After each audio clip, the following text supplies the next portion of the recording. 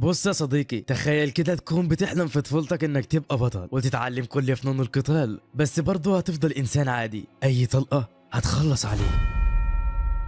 بس في يوم وليلة يتشقلب حالك وتبقى الأقوى في العالم وصاحب أقوى منظمة تعمل في السر. دي هي حكاية بطلنا شادو. قبل ما نبدأ أضمن لك يا صديقي إنك هتشوف أعظم حكاية هتشوفها في حياتك، وطبعا ما تنسوش تصلوا على النبي، ويلا بينا نبدأ الحكاية. دي هي نيشينو، بنت عمدة البلد وعندها شهرة كبيرة جدا في المدينة، وبتروح المدرسة وكل الطلاب بيرحبوا بيها ما عدا واحد، وبيكون ده كاجينو بطل حكايتنا. ونيشينو بتقول لنفسها الولد ده أنا ما بحبوش، وبتسلم عليه وبيقول لها صباح الخير يا نيشيمورا، وبيغلط في اسمها فبتقول له أنا مش اسمي نيشيمورا. والبت بتقول لنفسها قاعد جنبي في الفصل بقاله 3 شهور ومش فاكر اسمي حتى، وبتقول له اسمي نيشينو، يا ريت ما تغلطش فيه تاني. وبعدها بيمشي ونيشينو بتقول لنفسها المشكله انه ولا مره كان باصص لي في عيني، حاسه انه بيكون باصص بعيد. وبيمر الوقت وهنا نعرف ان نيشينو اتخطفت وهي صغيره، ومن يومها وهي بتروح مع السواق بتاعها، والوقت بيعدي وبيجي الليل ونيشينو بترن على السواق بتاعها بس ما بيردش، وبيكون في قطاع طرق ثبتوه في الشارع، فبتقرر نيشينو انها تروح لوحدها، وده كان اسوأ قرار خدته في حياتها. وفي اللحظه دي وهي ماشيه بتحس ان في حد وراها، فبتبص وما بتلاقيش حد وبتكمل ماشي تاني، بس بيظهر شخص وبيقول لها انت مين بقى نيشينو؟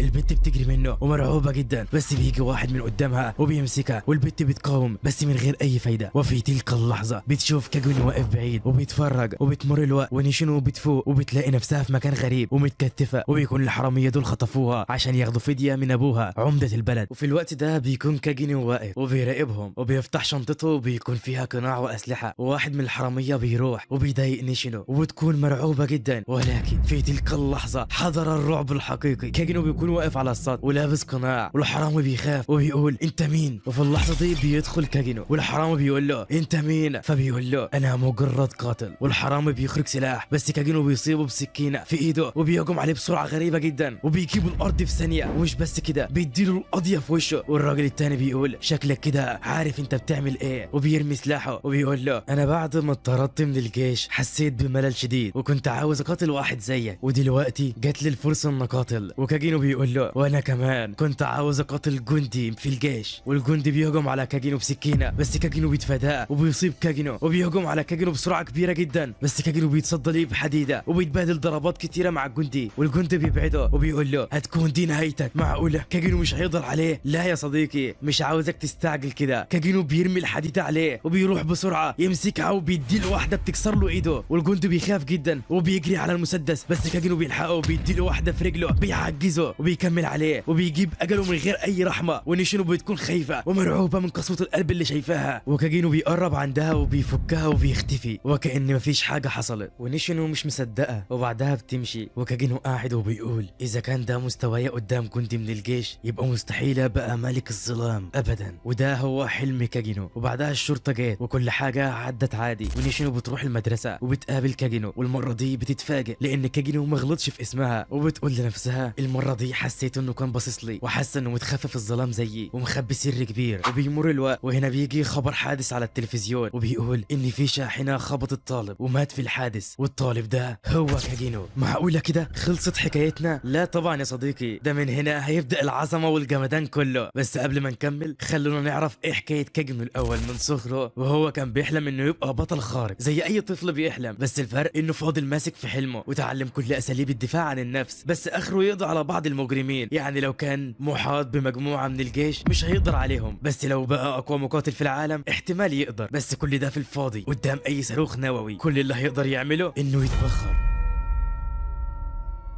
بس اخيرا جات لي الفرصه اللي كنت مستنيها، مجرد نووي مش هيقدر يقضي عليا علشان انا اللي هكون النووي. ومن هنا تبدا حكايتنا، بس الاول تعالوا نعرف ايه اللي حصل وكاجينو مات ازاي. في يوم من الايام كاجينو كان بيجري على الطريق وفجاه عربيه ضخمه بتخبطه وحصل اللي حصل، بس بعدها كاجينو بيلاقي نفسه في جسم طفل لسه مولود وحواليه ناس ما يعرفهاش، وبيكون انتقل لعالم تاني. ومن هنا بقى يا صديقي هيبدا الجمدان والعظمه كلها، وكاجينو كل ده وهو مش عارف هو ايه اللي حصل وازاي انتقل من عالم لاخر، بس كل ده مش مهم. المهم انه لقى اللي كان عاوزه، وهو عالم فيه الطاقه السحريه. وبيكون العيله اللي اتولد فيها كاجينو مشهوره باسلوب قتالهم وتفوقهم في المبارزه، وكل العيله كانوا حاطين املهم على اخته واللي اسمها كلير، ومهاراتها بتكون عاليه جدا. وكاجينو كان عايش معاهم على انه شخص عادي ومختبئ في ظل اخته الموهوبه، بس ورا الظل ده كان كاجينو بيقضي على كل الحراميه وقطاع الطرق بالليل، وبيكون لابس رداء اسمه رداء الظلام. وفي يوم من الايام وهو بيقاتل حراميه بالليل بيهجم عليهم بسحر الظلام بتاعه، وبيقضي عليهم واحد ورا التاني، وقوته بتكون مرعبه جدا. وفي اللحظه دي بيظهر شخص وراه وبيهجم عليه، بس على مين يا معلم؟ بيتصدى ليه وبيقول له لو اجتهدت شويه هتقدر تصمد قدامي لدقيقتين. وفجاه بيصيب كاجينو بضربه قويه، بس كاجينو بيقول له بهزر طبعا، وبيقضي عليه في لمح البصر. وبيكون رداء الظلام ده كاجينو هو اللي صنعه بسحره، وكاجينو بيروح وبياخد كل الفلوس اللي الحراميه سرقوها. وفي اللحظه دي بيسمع صوت طالع من صندوق، فبيشوف ايه ده، وبيكون ده كائن ملعون. فكاجينو بياخده معاه وبيعمل عليه تجارب كتيره، وبعد مرور شهر بينجح كاجينو انه يرجع الكائن ده لاصله. وفجاه بتظهر بنت جميله جدا وبيستناها تفوق، وبتكونش فاهمه اي حاجه ولا ايه اللي حصل لها وازاي اتحولت للعنه دي. فكاجينو بيقول لها الشيطان ديابلوس القى لعنه على بعض احفاد الابطال اللي قضوا عليه في الماضي، واللي عمل فيك كده هي منظمه ديابلوس. وبتسال كاجينو انت مين؟ فبيفعل سحره وبيقول لها انا شادو المتالق في الظلال. وبنعرف ان ده اسم كاجينو اللي سماه لنفسه لما يلبس الرداء. وبيقول لها مهمتي هي اني اقضي عليهم واحد واحد وانت هتنضم ليا، وبيمدها بطاقه سحريه قويه جدا. فبتقول له احنا هندور على باقي الاشخاص اللي سابتهم اللعنه وهنعالجهم ونضمهم لينا. وبتقول له طب ومنظمتنا اسمها ايه؟ فبيقول لها حديقه الظل. وبيقول لها اسمك الجديد هو الفا، العضو الاول في حديقه الظل. ومن هنا بقى يا صديقي بدات منظمه حديقه الظل، المنظمه الاقوى في العالم. وبتمر السنين وبيعدي 3 سنين وبيوصل عمر كاجينو 13 سنه، وهنا بيكون بيتدرب مع اخته وبيهجم عليها وبتتصدى ليه، وبيكون باين انها اقوى منه. بس ما يغركش المظاهر يا صاحبي، كاجينو بيتحرك بسرعه جدا وبيختبر سرعته على اخته. وزي ما احنا عارفين ان كاجينو بيمثل انه شخص عادي وبيتخفف هيئه شادو عشان يظهر قوته. وبنعرف ان لما النبلاء يوصل عمرهم 15 بيلتحقوا باكاديميه فرسان الظلام، وبيكون جه اليوم اللي هتلتحق اخت كاجينو للاكاديميه. وهنا كانت الصدمه، اخت كاجينو ما بتكونش موجوده وحد خطفها. وابو كاجينو بيقول ازاي قدروا يخطفوها؟ معنى كده انهم اقوياء جدا. وفي الوقت ده كاجينو بيكون ماشي وفي واحده وراه واسمها بيتا. وهنا نعرف ان كاجينو والفا جابوا 6 من اللي صابتهم اللعنه وضموهم للمنظمه واتدربوا على ايد كاجينو، وبيتا دي واحده منهم. وهنا كاجينو بيسال بيتا الفا فين؟ فبتقول له بتدور على ادله لاختطاف كلير، وعرفنا مين الخاطف وهم طائفه ديابلوس، واختطفوها لانهم اشتبهوا انها تكون من احفاد الابطال. وبيتا بتظهر خريطه وبتقول لي كاجينو احنا حددنا المسار اللي مشيوا فيه بس مش عارفين هم موجودين فين بالظبط. فكاجينو بيعلم لها على المكان وبيقول لها هم موجودين هناك، وبيقول لها اجمعي الظلال السبعه وهنتحرك بالليل. وبكده نعرف ان كاجينو سماهم الظلال السبعه، ودول السبعه الاقوى والرئيسيين في المنظمه، وطبعا رئيسهم شادو. وفي الوقت ده بتكون كلير مقيده بالسلاسل، وبيكون في واحد من الطائفه واقف قدامها وبيهجم عليها برجله بس بتتفاداها. وبيقول لها بما انك مقيده بسلاسل ختم السحر الا انك قدرتي تتفادي ضربتي. فبتقول له الحوار ملوش علاقه بكميه السحر بل بكيفيه استخدامه. فبيقول لها اكيد ابوك قوي علشان يعلمك كل المهارات دي. فبتقول له ابويا مش هو اللي علمني، انا اتعلمت من سيف اخويا مع انه اضعف مني بس دايما بتطور وانا ببرزه. فالراجل بيقول احتياطي برضه هنخطفه هو كمان. وفي اللحظه دي بتتعصب كلير وبتكسر السلاسل وبتهجم عليه بسرعه مرعبه، وبتقول له لو حصل له حاجه مش هرحمكم. بس الراجل بيصيبها بضربه قويه. وفي الوقت ده بيجي واحد وبيقول له في دخلاء اخترقوا المكان وبيكونوا دول حديقه الظل. الجنود بيهجموا عليهم بس على مين يا معلم؟ الظلال السبعه بيفتكوا بيهم في لمح البصر. فالجندي بيقول للقائد بيظهروا من العدم وكانهم ظلال. فبيروح القائد يشوفهم، جنودنا عندهم الكفاءه انهم يبقوا في الحرس الملكي، فازاي 7 بس قدروا عليهم؟ وفجاه بيظهروا قدامه وبيلاقيهم فاشخين كل الجنود حرفيا. والقائد بيقول لهم انتوا مين؟ فالفا بتقول له حديقه الظل وهدفنا نقضي على طائفه ديابلوس. فبيهجم عليهم وبيتبادل الضربات مع الفا بس بيكون باين فرق القوه اللي بينهم. والفا بتصيبه بضربه قويه وبتقول له انا مش هموتك بس قول كل اللي انت تعرفه. وفجاه بيطلع حبوب وبياخد حبايه وبيزداد قوه بشكل كبير جدا وبيهجم على الفا بس الفا بتتصدى ليه فبيخاف جدا وبوم بيكسر الارض اللي تحته وبيهرب. فبيتا بتقول هروح انا وراه. فالفا بتقول لها لا هو متجه ناحيته بالظبط. يا حظك الاسود رايح للي امر منهم. والقائد بيقابل شادو وبيقول واحد بس ده انا هقتلك، وبيهجم على شادو بسرعه بس ده اسوأ قرار خده في حياته وشادو بيتصدى ليه بسهوله. فشادو بيقول له انتوا عندكم قوه سحريه حلوه بس للاسف ما بتقدرش تستخدمها، خليني اعلمك تستخدم السحر ازاي. وفي لمح البصر بيظهر وراه وبيقول له الدرس الاول، والقائد بيهجم على شادو، فشادو بيقول له بمجرد ما تقرب من خصمك ما تعتمدش على القوه السحريه. وشادو بيمسك سيفه وبيقول له الدرس تاني، لو شفتني في مكان اهرب منه. وشادو بيصوب ضربات مرعبه جدا، وشادو مش راحم الولا، فالولا بيقول لشادو الظلام اللي في العالم اعمق بكتير ما انت متخيل. فشادو بيقول له اذا هغوص اكتر واكتر. والقائد بيخرج حبوبه وبياخدها كلها، وبتنفجر منه قوه سحريه هائله جدا، وبيهجم على شادو، بس شادو بيتفاداه وبيهجم اكتر، وبيقول لشادو انت خايف ولا ايه؟ فشادو بيتصدى ليه وبيقول له ده اخرك، وبيخرج قوه سحريه جباره جدا وبيدمره حرفيا، وبعدها بيمشي وكأن مفيش حاجه حصلت. يا جمدانك يا جدع. وفي الوقت اللي بعده كلير بتروح البيت وبتعالج جراحها، وبعدها بتروح لاكاديميه فرسان الظلام. وبيجي الليل وهنا كاجينو بيقول لسه لي سنتين والتحق بالاكاديميه، ولحد الوقت ده هنشتغل على تطوير المنظمه ونطورها ونكبرها باقصى قدر ممكن، وعلشان نعمل كده هنفترق، وكل واحد من الظلال السبعه هيروح في مكان معين ويوسع له في المنظمه. وبيجري الوقت بسرعه وبتمر السنتين، وبيلتحق كاجينو للاكاديميه وبيختار صديقين مش ملفتين وعاديين جدا، وهم هيولو وجاجا. وبيركبوا القطر، ونعرف ان كاجينو كان عامل تحدي مع اصحابه انه لو حصل على اقل درجه في الاختبار هيروح ويقول لاجمل بنت في الاكاديميه انه بيحبها، وبتكون البنت دي هي اليكسيا. وبالفعل كاجينو بيعمل كده وبيقول لها انا بحبك، وبيكون مستني انها ترفضه، وبيقول لنفسه ده الرد الطبيعي عشان ابعد الانظار عني واكون شخص مش ملفت للانتباه. ولكن حدث الغير متوقع، وبتوافق اليكسيا انها تصاحبه وتخرج معاه، وبتقول له كنت مستنيه واحد زيك.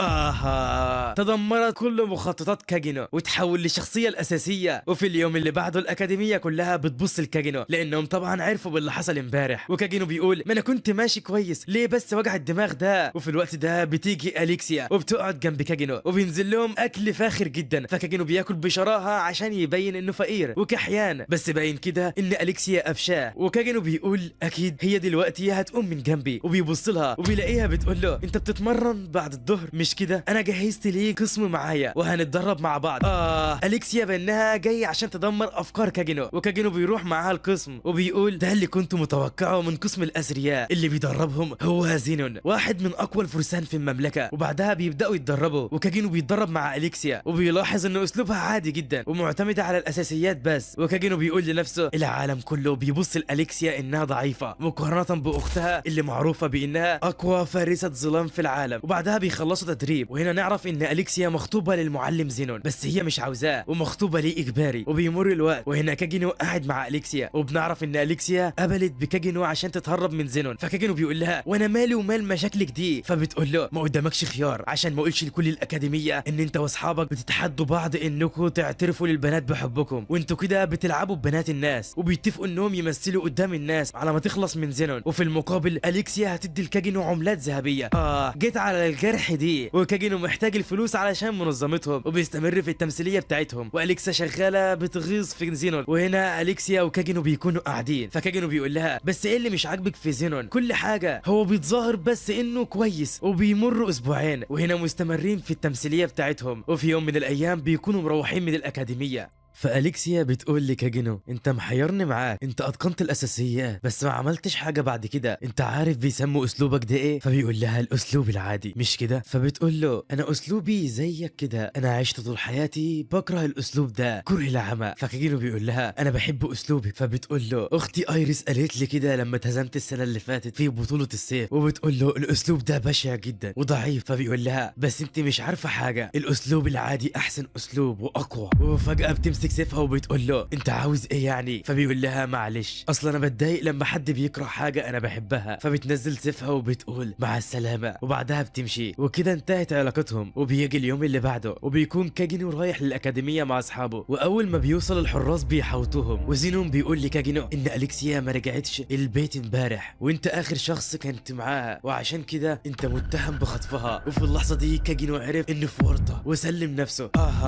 ايه اللي حصل ده يا جدعان؟ ومن الناحيه التانيه اليكسيا بتكون مربوطه بسلاسل وبتبص جنبها وبتلاقي كائن ملعون. وفي الوقت ده بيجي شخص وبيكون عاوز دم اليكسيا لانه دم ملكي، وبالفعل بيعمل كده وبياخد من دمها. وفي ذلك الوقت بيكون الحرس الملكي ماسكين في كاجينو وبيعذبوه وبيحققوا معاه، وكاجينو بيمثل انه بيتوجع. نرجع تاني لاليكسيا اللي بتكون فقدت الامل انها تهرب. وهنا في مركز الفرسان زينون بيروح لايريس، وايريس بتشكره على جهوده وبتقول باين كده ان كاجينو ده عنيد لانه ما نطقش بكلمه لحد دلوقتي. وبتقول له انت اللي هعتمد عليك في حفظ الامان في المملكه، وانا هدور على اليكسيا بنفسي. وفي الوقت ده كلير اخت كاجينو عاوزه تخرج من الاكاديميه عشان تنقذ اخوها، بس بتيجي المعلمه وبتوقفها. وبعد شويه الحراس الملكيين بيخرجوا كاجينو، وكاجينو بيركب القطر وبيكون مروح وبياخد باله ان في اتنين بيراقبوه، فبينزل من القطر. وفي اللحظه دي الفا بتعدي من جنبه وبتقول له نتكلم بعدين. وبعدها بيروح بيته وبيلاقي الفا مستنياه، وفضلوا يتكلموا مع بعض شويه. وبتقول له انا سمعت ان انت وقعت في مشاكل كتير عشان كده جيت. وبتقول له احنا لسه بنحقق في موضوع الطائفه وزودنا عدد المنظمه بشكل كبير. وبعدها بتلبس رداء الظلام وبتقول له الاتنين اللي كانوا بيستجوبوه لو عاوزنا نخلص منهم هنعمل معاهم احلى واجب. فبيقول لها لا سيبيهم ما لهمش ذنب في حاجه. وبعدها بتمشي. ومن الناحيه التانيه اليكسيا بتكون اتبهدلت حرفيا، البنت مش قادره تتكلم. ومن الناحيه التانيه كاجينو بيلبس رداء الظلام وبيستنى بيتا واحده من الظلال السبعه، وبتيجي فعلا وبتقول له ان كل حاجه جهزت ومجهزين 114 جندي من منظمتنا. فشادو بيتصدم وبيقول ايه كل ده، مش معقوله لحقوا يضموا كل العدد ده. وبعدها بتقول له الخطه اللي هنعملها عشان ندمر مركز الطائفه وينقذوا اليكسيا. فبتقول له احنا هنشن هجمات من كل الاتجاهات على مواقع الطائفه اللي موجوده في المنطقه، وهيتعقبوا سحر اليكسيا، ولما يلاقوها هيأمنوها وينقذوها. وجاما هتكون المسؤوله عن القوات العامه، اما الفا هتكون مسؤوله عن القوات في موقع اختطاف اليكسيا، وابسلون هتكون مسؤوله عن الدعم الخلفي، اما دلتا هتكون مسؤوله عن الهجوم في الجهه الرئيسيه. فشادو بيقول لها لا انا اللي هتولى المقدمه، لان النهارده العالم كله هيشهد رعب منظمه حديقه الظل، والعالم كله هيعرفنا.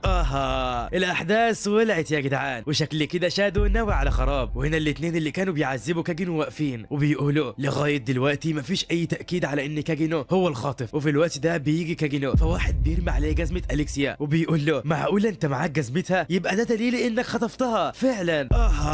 انتوا هتلبسوها لي ولا ايه؟ وبيمسكوا سيوفهم وبيروحوا لكاجينو، بس في اللحظه دي كاجينو بيصيب اول واحد وبيهجم على التاني كمان وبوم بيصيبه. والحارس بيقول له انت مفكر انك هتقدر تهرب؟ فكاجينو بيلبس رداء الظلام وبيقول له ما تقلقش العالم كله هيعرف انا مين النهارده، وبيخلص عليهم. وفي الوقت ده حديقه الظل بداوا الهجوم وعاسوا في المملكه الفساد، والمملكه كلها تشتعل فيها النيران، ودلتا داخله دشمله في الجنود ومش رحمه. وهنا ايريس بتقول الجنود يحرسوا المدارس وانا هنضم للصفوف الاماميه.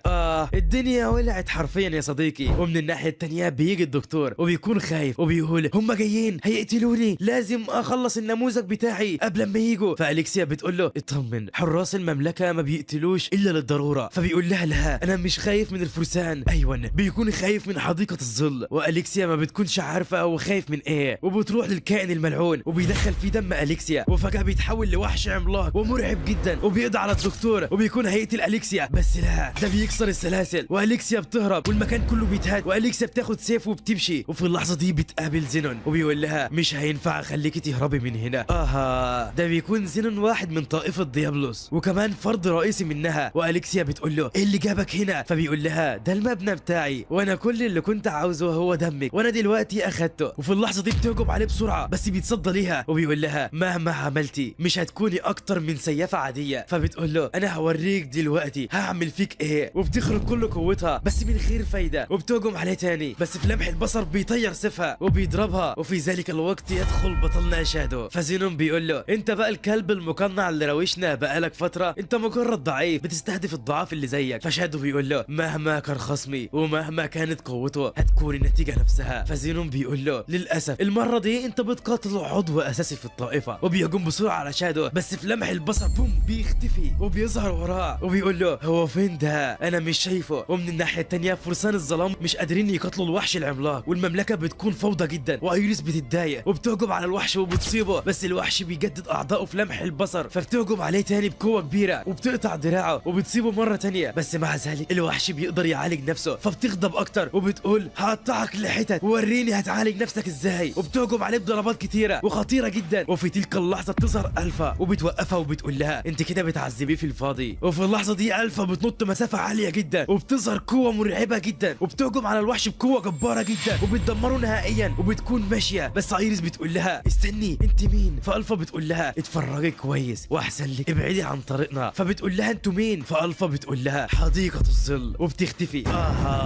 ايه كل الجمدان والعظمه دي يا الفا؟ وايريس مصدومه من قوه الفا وتايهه ومش عارفه تعمل ايه في كل الفوضى والخراب ده. وفي الوقت ده شادو بيكون بيلعب مع زينون وبيتبادل معاه الضربات وزينون بيقول له خليني اوريك القوه الحقيقيه وبيطلق اقصى قوه عنده. واليكسيا مصدومه ايه كل القوه دي وبيهجم على شادو. بس كل ده في الفاضي يا معلم. شادو بيتصدى ليه بكل سهوله وزينون بيزعق بعلو صوته وبيخرج قوه اكبر. وكانت الصدمه شادو لسه واقف وما تهزش من مكانه حتى وبيضرب زينون وبيجيبه الارض وزينون بيغضب جدا وبيهجم على شادو بكل سرعته. بس شادو بيتصدى ليه كل ضرباته بسهوله جدا والمبنى بيكون هيتهد من قوتهم. والصدمه ان شادو ولا متاثر بكل ده وكانه بيقاتل عيل صغير. واليكسيا مصدومه من قوه شادو وبتقول مع انه اسلوبه عادي زيي بس ليه هو بكل القوه المرعبه دي؟ وشادو بيصيب زينون وزينون بيقول له انت بتخفي هويتك ليه وانت بكل القوه المرعبه دي؟ فبيقول له احنا حديقه الظل بنظهر في الظلام ونصطاد الظلال ومفيش قوه في العالم تقدر تمنعنا. واليكسيا مش فاهمه حاجه يعني في طائفه وكمان منظمه حديقه الظل ده احنا على كده مش حاجه قدام قوه المنظمات دي. وفي الوقت ده زينون بياخد كل الحبوب الشيطانيه وفجاه بتنفجر منه قوه سحريه هائله جدا وبيتحول زينون لوحش مرعب جدا وبيهجم على شادو بقوه مرعبه. وكانت خيبه الامل. شادو واقف مكانه وما بيتهزش مع ان قوه زينون السحريه مرعبه. بس للاسف خصمه هو شادو وزينون بيهجم عليه بقوه كبيره بس من غير اي فايده. شادو بيجيبه الارض في لمح البصر وبيفعل قوته وبيقول له اخيرا وقت اللعب انتهى. وزينون مصدوم ومش مصدق ازاي بشري عنده كم القوه الجباره دي. فشادو بيقول من زمان كان في شخص حلمه انه يتصدى لصاروخ نووي ووصل لطريقه واحده بس وهي اذا ما كنتش قادر اتصدى للنووي فطريقي الوحيد هو ان اكون النووي. وزينون بيهجم بسيفه على شادو وكانت الصدمه سيف زينون هو اللي بيتكسر. خلاص كده يا زينون مفيش اي مفر قدامك. اكبر غلطه عملتها انك تحديت شادو. وزينون بيترعب جدا من القوه اللي شايفها. وفي تلك اللحظه بيفعل شادو هجوم المدمر وبيدمر المكان كله وبتظهر اقوى واخطر قوه في العالم. قوه لم يشهدها العالم من قبل والظلال السبعه واقفين بعيد بيتفرجوا. واليكسيا مرعوبه من القوه اللي شايفاها. حرفيا قوه مرعبه بكل المقاييس. وبكده شهد العالم اقوى منظمه في العالم حديقه الظل. وفي الوقت ده ايريس بتلاقي اختها اليكسيا واليكسيا واقفه في ذهول من الرعب والجبروت اللي شافته. وبيعدي اليوم ورا التاني وبترجع كل حاجه زي ما كانت. وفي يوم من الايام كاجينو بيقابل اليكسيا واليكسيا بتشكره على اللي عمله معاها وبتقول له لو كنت عاوز يعني نكمل في علاقتنا انا موافقه.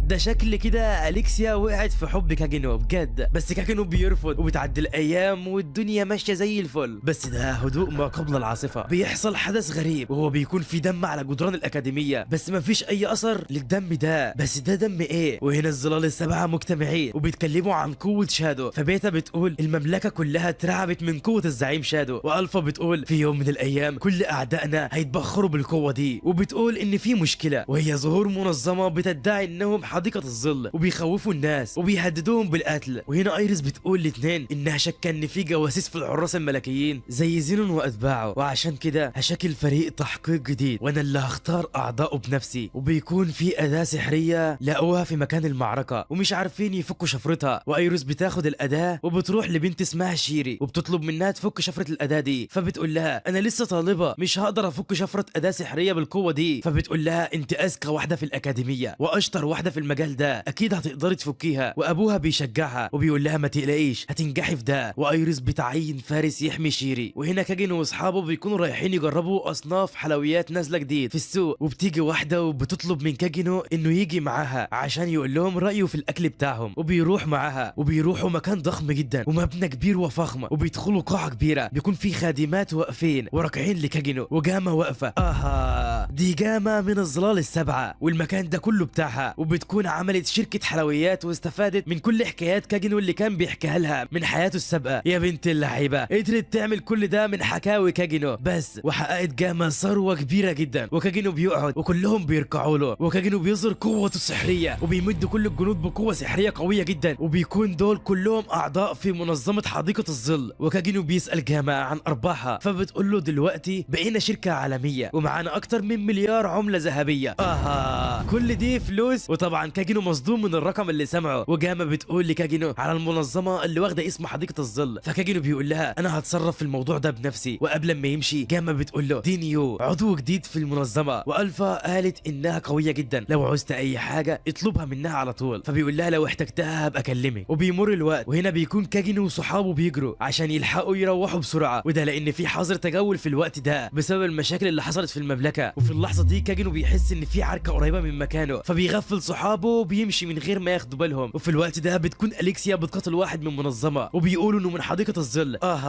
ده بيكون من الجماعه اللي بيدعوا انهم من حديقه الظل. واليكسيا بتمسكه تعدمه العافيه وبتقول له انا حاسه ان انتوا مش تبع اللي اسمه شادو ده. وفي اللحظه دي بيظهر شادو وبيكون واقف بيتفرج، واليكسيا بتخلص على الولا، بس بيجي 2 كمان وبيهجموا عليها، بس بتتفادى هجومهم وبيهجم عليها تاني، وبوم بيصيبها في جنبها بقوه، بس بتستحمل وبتديله في وشه، وبيتلم 3 عليها وبيكونوا هيخلصوا عليها. واحد بيقول احنا حديقه الظل وخلاص هيخلص عليها، وبوم بيجي شادو بيفرتك الولا في لمح البصر. واليكسيا مصدومه انت جيت تاني؟ وشادو بيقول يا انت وهو حديقه الظل مين اللي بتتكلموا عنها؟ ناس زيكم مستحيل يكونوا من منظمتي. والعيال بيخافوا جدا وبيهربوا، وشادو بيكون رايح وراهم، بس اليكسيا بتقول له استنى قول لي ايه هدفك وهتعمل ايه بكل قوتك دي؟ فبيقول لها ما تتدخلوش في اللي مالكوش فيه. وبعدها بيروح شادو، وهنا الاتنين اللي هربوا بيكونوا واقفين على السطوح. لا يا معلم هربوا من مين بس؟ وفي اللحظه دي بوم شادو بيجي وبيفرتك الولا. وفي اللحظه دي بتظهر نيو وبتقول كالعاده عرفت ان انت الوحيد يا زعيم شادو اللي هتقدر تقبض عليهم بالسرعه دي. وشادو بيسيبه لها عشان تحقق معاهم وبيمشي. فالولا بيقول اخيرا مشي شادو ده، هقضي بقى على البت دي واهرب. نكته بايخه قوي يا صاحبي. وبيهجم عليها وبيكون مصدق نفسه قوي، وبوم البت بتفرتكه في ثانيه. والولا يا عيني من كتر الخوف هتجيله سكته قلبيه. وفي اللحظه دي بيظهر 2 ومعاهم زعيمهم وبيقول لهم الأداة السحرية لازم نجيبها من ايد سلطات المملكة. وبيكونوا دول عاوزين الاداه السحريه اللي مع البت شيري. انا شامم ريحه عركه دمار يا صديقي، فعاوزك تركز كده عشان هتولع كمان شويه. وهنا اليكسيا بتكون قاعده مع اختها ايريس وبتقول لها ان المنظمه اللي بتخرب في المملكه دول مش حديقه الظل، وهي شافت شادو بعينها بيقضي عليهم. فايريس بتقول لها وغير كده حديقه الظل الحقيقيين مختلفين جدا عن دول. وبتقول انا قابلت واحده منهم واسمها الفا، وقوتها كانت في مستوى مختلف تماما عن الرعاع دول.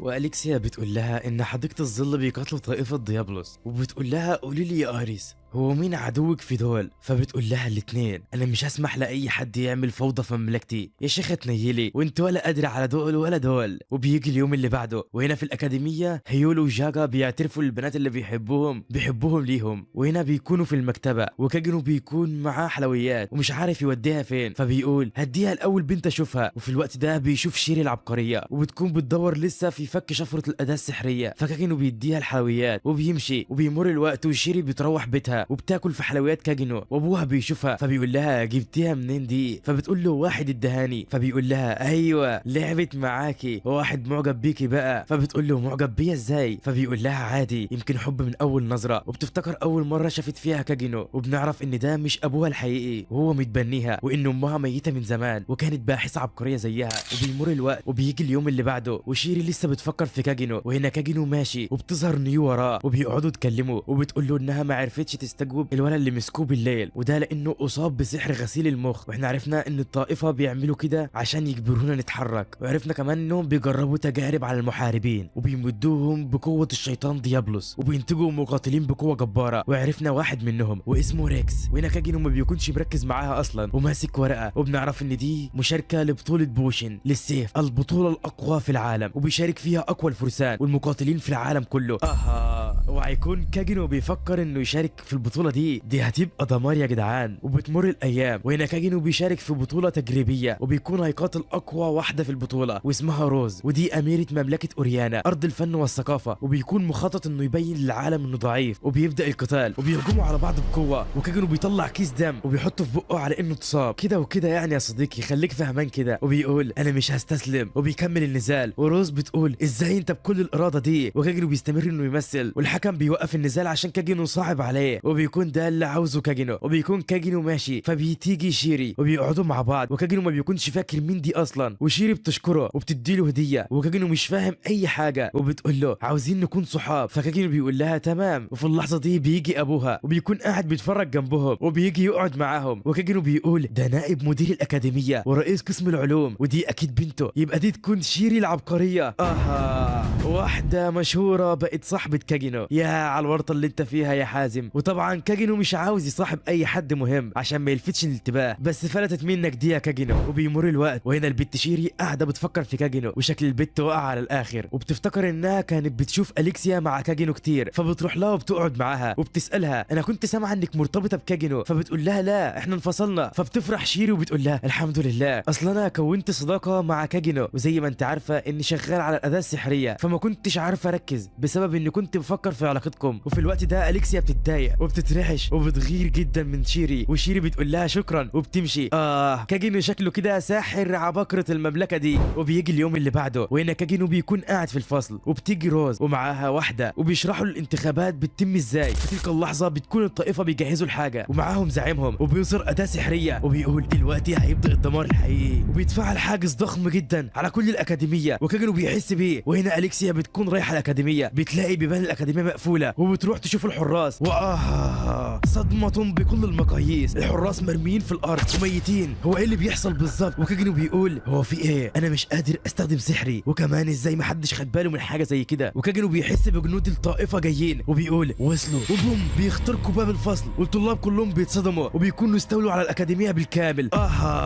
ده كتبوا له الحرب. وروز بتقول لهم انتوا مش واخدين بالكم، انتوا جايين وبتتهجموا علينا في مكاننا. وبتكون روز هتهجم عليه، بس الصدمه انها ما بتقدرش تستخدم سحرها، وبيكون ده بسبب الحاجز، وبيهجم عليه بقوه مرعبه جدا، بيدمر سيفها وبيكون خلاص هيفرتكها. بس في اللحظه دي بيتحرك كاجينو وبيبعدها وبياخد الضربه مكانها.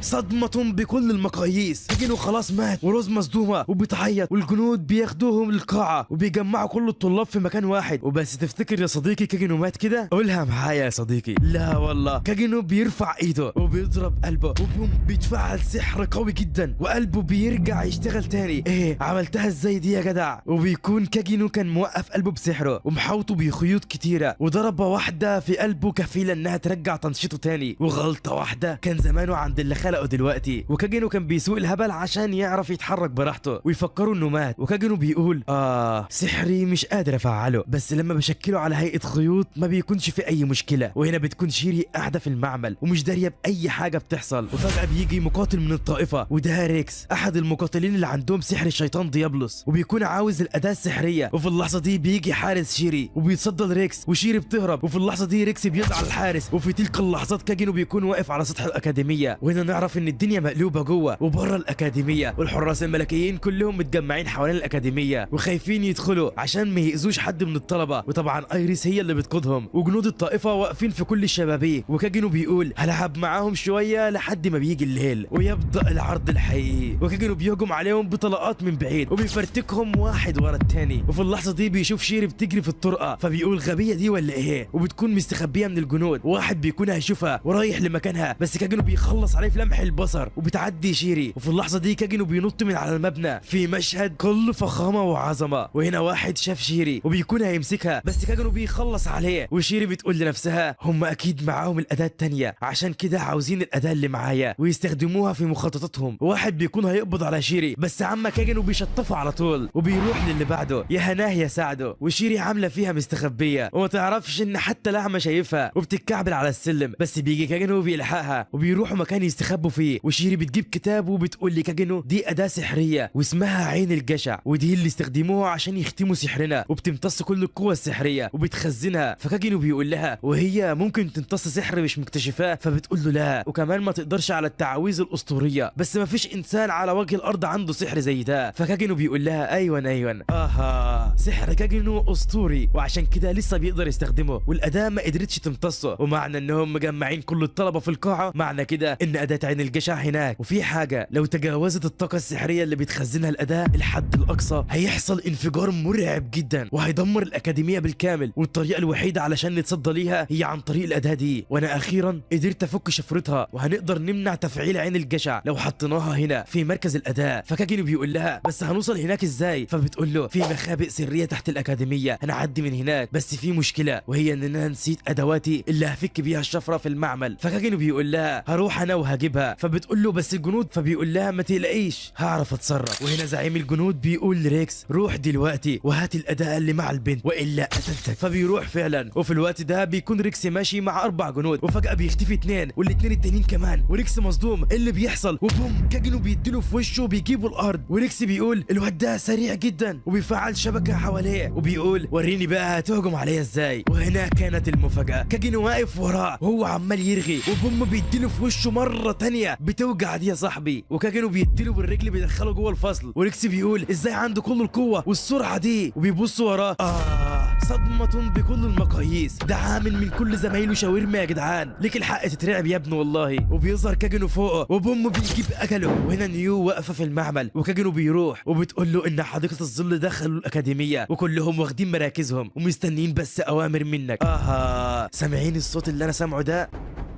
ايوه انها طبول الحرب يا صديقي. ونيو بتقول له بس في مشكله، وهي ان اعضائنا العاديين قوتهم قلت جدا بسبب الحاجز، والظلال السبعه بس هم اللي هيقدروا يقاتلوا بكل قوتهم جوه الحاجز، بس اللي موجود معانا هنا هي جامه بس، وزي ما انت عارف ده مش تخصصها. فكاجينو بياخد الادوات من المعمل. فنيو بتقول له انت عاوزهم لايه؟ فبيقول لها انا بجهز الاداه السحريه اللي هتبطل سحر الحاجز، وتقريبا هنخلص عند غروب الشمس، وده وقت انطلاقنا. وهنا الحراس الملكيين واقفين بره ومستنيين اي غلطه تحصل ويدخلوا، وبرضه الظلال السبعه مستنيين اشاره شادو، وكله متوتر. وفي الوقت ده واخيرا كاجينو وشيري بينجحوا في فك الشفره وبيدخلوا من مكان سري وبيدخلوا النفق. وفي الوقت ده نعرف ان شيري وهي صغيره شافت امها وهي بتموت، وبيكون في مجرم قتلها وشافتها بعينها والدم بيسيل من كل جسمها، ومن بعدها ورباها صاحب امها وده هو نائب المدير. وشيري بتتحرك وكاجينو بيقول لها انا هراقبك من بعيد. وهنا الزعيم بيقول الغبي ريكس ده لسه ما جاش ليه لحد دلوقتي؟ وبقيه المعلمين بيقولوا لروز يلا نهجم ولا ايه؟ فروز بتقول لهم لا، لو هجمنا هيقضوا علينا نهائيا ومش هنقدر نعمل لهم حاجه، وحتى لو استعدنا كل قوتنا مش هنقدر نعمل حاجه قدام زعيمهم، قوته في مستوى مختلف تماما. وفي اللحظه دي بيقتلوا واحد من الطلاب، وروز والباقيين بيتضايقوا جدا. وفي اللحظه دي بتيجي شيري وبترمي الاداه وبوم بيختفي الحاجز، وروز بتقضي على واحد وبتاخد سلاحه وبتقول سحرنا اتحرر، وبيهجموا على الجنود. بس في اللحظه دي بيحوطها 4 جنود وهيقضوا عليها، وبوم في اللحظه دي بيدخل شادو وبيفرتكهم وحديقه الظل بيظهروا. وهكذا دقت ساعه الصفر، وشادو بيقول احنا حديقه الظل، وكله بيرد وراه نتربص في الظلام لنصطاد الظلال، وبيبداوا الهجوم وبوم بيفرتكوا في الطائفه. يلا اللي بعده يا هناه يا سعدو. والزعيم بيمشي، وفي اللحظه دي بتشتعل النيران في كل مكان، وبيكون الزعيم فتح انابيب الغاز والاكاديميه كلها بتولع.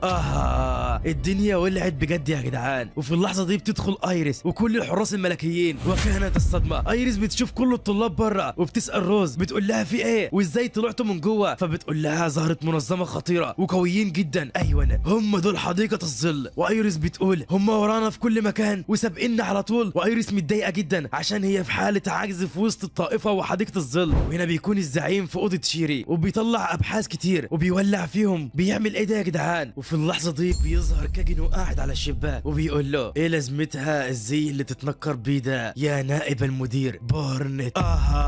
صدمة بكل المقاييس، ده الزعيم هو ابو شيري. وبيقول لي كاجينو كنت عارف انك مش واحد عادي. فكاجينو بيقول له قول لي بس انت بتعمل كده ليه؟ فبيقول له انا بلغت اعلى مستويات القوة من زمن بعيد، كان في ست عبقرية وهي ام شيري، فساعدتها في مشروع بحثها، ووقتها لقيت اداة عين الجشع، ودي الاداة اللي هتديني القوة القصوى اللي مفيش بشري يقدر يوصل لها. بس الست الغبية دي قالت الاداة دي خطيرة ولازم نسلمها للمملكة. فبارنت ما عجبوش الكلام وخلص عليها. تاني صدمة على التوالي، ده بارنت هو اللي موت ام شيري. وكاجينو اتضايق عشان بارنت بيستغل شيري، وكاجينو بيقول له طب يلا نبدا، وبيعم الصمت وبوم بيهجموا على بعض بقوة جبارة. بس بارنت بيسيب كاجينو وبيرميه من الشباك وبيقول وداعا يا كاجينو. لا انت رايح فين؟ كاجينو بيرجع له وهو لابس رداء الظلام، وبيعرف بارنت ان كاجينو هو شادو، ومعنى كده انك هتموت دلوقتي يا بارنت. وبارنت بيطلع عين الجشع وبيخرج كل قوتها وتنطلق قوة مرعبة وجبارة بكل المقاييس، وبيهجم على شادو بضربات كتير وسريعة لأبعد درجة. بس شادو ما بيتهزش من مكانه، وبارنت بيهجم بقوة أكبر وبوم شادو بيصيبه في كتفه، وبارنت مصدوم وبيهجم بضربات كتير على شادو بس من غير أي فايدة. وشادو بيقول له كل الهيصة دي وفي الآخر ده آخرك. شادو مش همه أي حاجة، وكل ده بالنسبة له لعب عيال. وبارنت بيقول له بس حتى لو قتلتني يعني انت هتتحمل كل الخراب ده؟ العالم كله هيطردك ومسيرك هتموت اشر موتة. فشادو بيضحك وبيقول له تبقى غبي قوي لو مفكر ان ده هيوقفني. حديقة الظل من اول ما عملتها كانت قادرة على مواجهة العالم كله، ولو العالم كله حاربنا النتيجة هتكون نفسها. وبارنيت بيغضب وبيقول يعني انت مش همك لو العالم كله ضدك؟ وبيهجم بكل قوة على شادو، وبوم شادو بيصيب ضربات كتيرة وبيفرتكه حرفيا. بيموت بارنيت، ونفس اللي عمله في ام شيري اترد له. وشيري بتكون واقفة وعرفت حقيقته وشافت كل حاجة وبتعيط وبتصرخ بعلو صوتها ليه عملت كده؟ وشادو خلص المهمة بنجاح واختفى. عظمة على العظمة يا شادو والله. وبتمر الوقت وزي ما قال بارنيت شادو تلقى كل القضايا والمشاكل اللي حصلت. وألفا بتقرا الأخبار وبيكون مكتوب جريمة القتل الجماعي والحرايق وإشعال الفوضى في كل المملكة. شخص شرير بجد. وجاما بتضحك وألفا بتقول كل ده مش هيأثر علينا في أي حاجة، وأنا كنت مفكرة في الأول إن هدفنا تحقيق العدالة، بس لا، هدفنا هو تحقيق رغبات الزعيم شادو. وبتقول اجمعوا كل الظلال السبعة وشكل كده في شغل كبير قوي جاي قدام.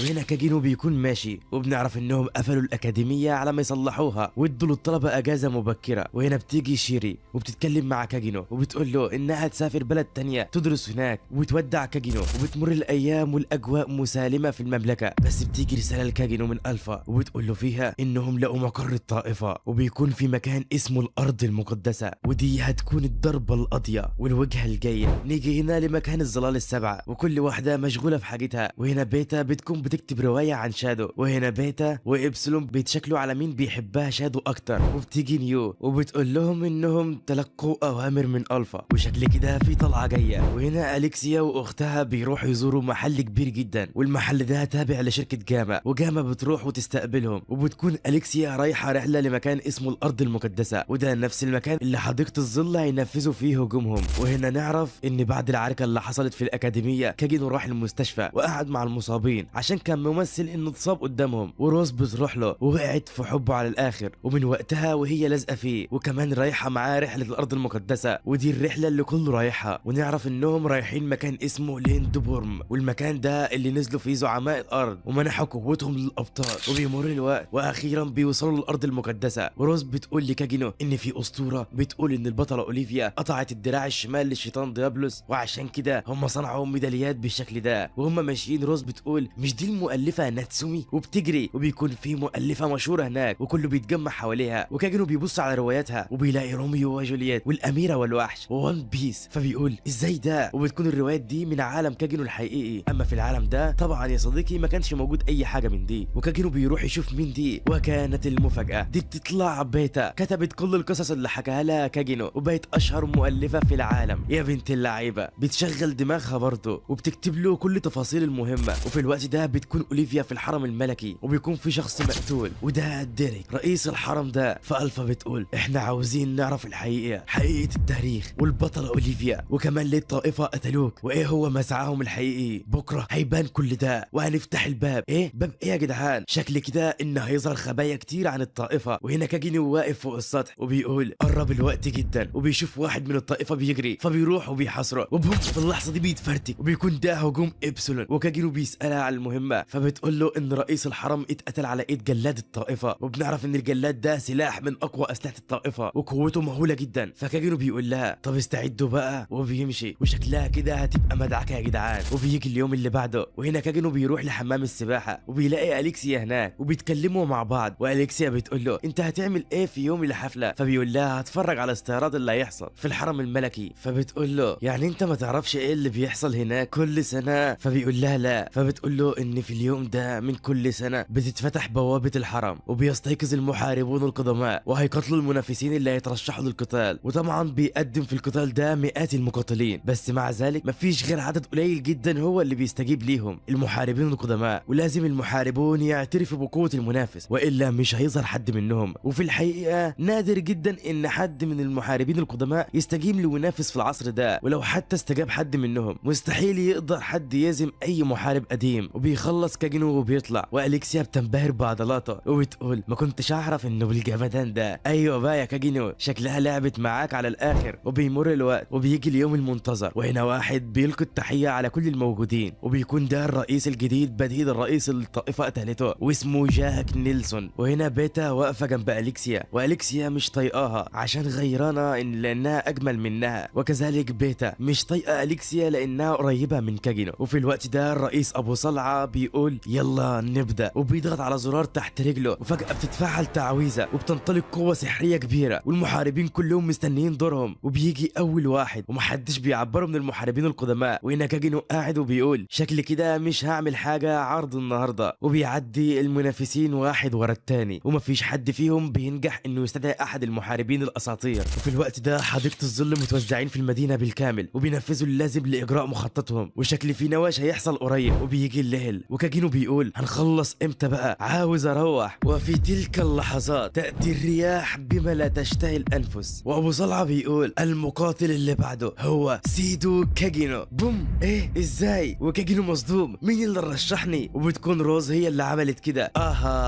هتعمل ايه يا كاجينو في الزنقه دي؟ فكاجينو بيقول الاختيار الاول ان انزل، بس المشكله ان احتمال يظهر حد من الابطال وكل الناس هتكتشف ان عندي قوه جباره. والاختيار الثاني اني اهرب، بس في الغالب هطرد كمان من الاكاديميه، بس انا هختار الاختيار الثالث، دي هي فرصتي. وفي اللحظه دي بيظهر ضوء قوي جدا في السماء، وبوم بيظهر شادو، وكله بيتصدم وبيقول انا شادو من يتربص في الظلام ليصطاد الظلال. وابو صلعه بيقول لحد حاجه وبيقول اذا ظهرت يا شادو، بقالك كم فتره عامل لنا ازعاج. شكلي كده ابو صلعه ده تبع الطائفه، وبيقول هعرفك مقامك دلوقتي. وبيظهر شخص، ايوه انا ده هو جلاد الطائفه. وشادو بيظهر سحره، وبتظهر قوه مرعبه جدا، وبوم بتظهر اقوى المحاربين الاساطير، وبتستجيب لشادو اورارا ساحره الكوارث. وابو صلعه مصدوم، مستحيل، دي اول مره على مر التاريخ حد يقدر يستدعي اسطوره زي دي. وبيتا بتقول ساحره الكوارث دمرت العالم قبل كده من زمن بعيد. وبتسال ابو صلعه عن ساحره الكوارث، فبيقول لها دي اقوى المحاربين القدماء واسطوره بمعنى الكلمه، اللي شادو ده اتورط في مصيبه سوداء ومستحيل يطلع من الحلبه حي. لا ما اعتقدش ده معنى انها بنفسها اللي استجابت لشادو، معنى كده انها شايفه انه خصم يستحق القتال، معنى كده ان قوه شادو وصلت للقوه اللي قدرت تدمر العالم كله. الدنيا هتولع دلوقتي يا صديقي. وشادو بيقول لنفسه واضح كده انها حاسه بنفس احساسي، وهو وجود خصم جدير فعلا بالقتال. دي ولعت خالص يا صديقي. وفي اللحظه دي بوم بتهجم على شادو بضربات كتيره ومرعبه جدا، بس شادو بيتفاداهم كلهم. وابو صلعه بيقول زي ما توقعت مش هيقدر يعمل حاجه قدامها. وبيتا بتتكلم وبتقول بس ما قدرتش تخدشه حتى مع كل الهجمات المرعبه دي. وفجاه بتحوط شادو من كل حته بهجمات كفيله تقطع اقوى المقاتلين في العالم في لحظات. وابو صلعه بيقول خلاص خلص وقتك يا شادو. بس لا يا معلم، بوم شادو بيتحرك بسرعه مرعبه وبيفرتكها ضربه واحده من شادو كفيله تقضي على اسطوره قادره على تدمير العالم. واورارا بتبتسم وبعدها بتختفي. وشادو بيقول كنت اتمنى اقتلك وانت بكامل قوتك. وفجاه بيختفي شادو وكأن شيئا لم يحدث، وكل العالم في ذهول من اللي شافوه دلوقتي. واليكسيا بتقول اضع عليها بالسهوله دي. وابو صلعه مش مصدق، ايه كل الجبروت والقوه دي؟ اكيد في حاجه غلط. وفي تلك اللحظه بيستجاب الحرم لقوه شادو، وبتتفتح بوابه ضخمه جدا وبيخضع الحرم لجبروت شادو. واخيرا سيبدا العرض الحقيقي، والظلال السبعه بيظهروا. والفا بتقول عشان كده انت الاعظم يا شادو. وبيظهر نفس الباب عند كاجينو وبيقول ايه اللي جابك هنا، وبيتحرك بعيد وبيهرب منه. الصدمه ان الباب بيظهر قدامه في كل حته وكأن في دعوه من شخص معين. وكاجينو بيفتكر اورارا وبيقول يلا نشوف ايه اللي مستنينا. وبيدخل، وهنا ابو صلعه بيقول مستحيل، ازاي استجاب الحرم لشادو ده؟ وبيكون الباب ده اللي وراه الحقيقه الكامله للطائفه وكل الظلام اللي في العالم. وبيقول ابعدوا كل الناس عن الباب ده. وبالفعل بيطلعوا الناس من المكان. وفي اللحظه دي بوم انتوا ايه اللي جابكوا هنا؟ حديقه الظل، ومعاهم كمان الظلال السبعه. والفا بتاخدهم وبيدخلوا من الباب. ويبسلهم بتوقف ابو صلعه وروز واليكسيا وبتقول لهم احسن لكم محدش يتحرك من مكانه واحنا هناخد ابو صلعه معانا. وابو صلعه بيزعق لا روحوا لوحدكم بس هتموتوا دلوقتي. وبوم بيظهر الجلاد وبيهجم بقوه على ابسلون بس بتتفاداه وبوم بتجيب اجله في لمح البصر، ويبسلون بتمسك ابو صلعه من دماغه وبيدخلوا من الباب، والباب بيكون هيقفل، بس في اخر لحظه بتدخل اليكسيا وروز. الجد بدا يا جدعان والدنيا هتبقى خراب. والفا بتقول لهم احسن لكم تتفرجوا وانتوا ساكتين وبالمره تعرفوا الحقيقه.